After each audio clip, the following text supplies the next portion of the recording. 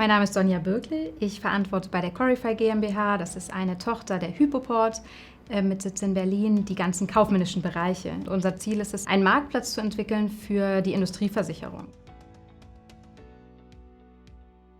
Ohne Macandra wären wir nicht da, wo wir heute sind, weil wir haben im Januar 2022 gestartet und Macandra kam im Februar 2022 dazu und Macandra hat die Basis gelegt für alles.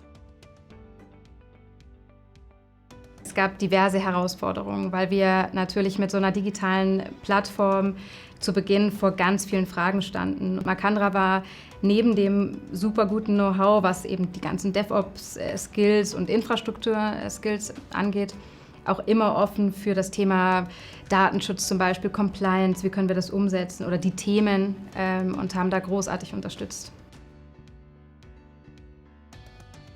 Der Preis war sehr fair, die menschliche Passung mit dem Experten, den wir bekommen haben und unserem Team, das war super. Und wir haben noch eine andere Agentur gescoutet, aber die sind dann eben rausgefallen, weil die halt nicht das gegeben haben wie Macandra in der Phase.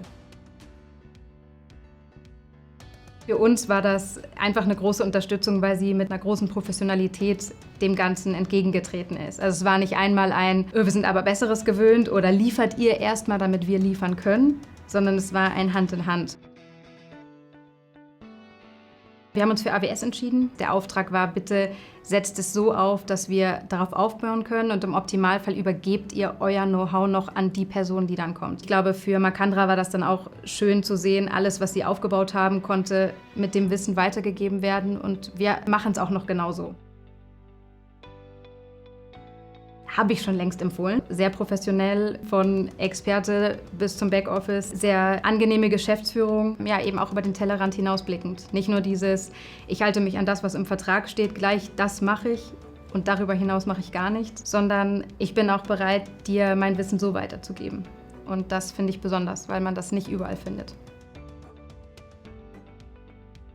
Ich glaube, dass alle Unternehmen eine Riesenherausforderung mit der Frage Cloud oder nicht und wenn ja, Cloud wie? Ich habe Legacy, was mache ich mit Legacy? Wie kann ich meine Datenbank, die ich habe, integrieren? Diese Frage wird sich immer mehr stellen und große und kleine Unternehmen stellen sich die gleiche Frage.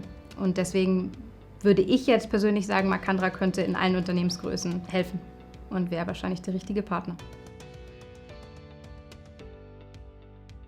Ich würde wirklich 5 Sterne geben.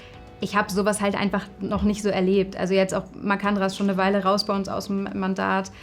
Wir haben immer einen guten Kontakt gehalten. Das ist einfach nicht selbstverständlich. Es ist eine große Wertschätzung da und ich glaube, das sind Kleinigkeiten, die die Kundenbindung ausmachen.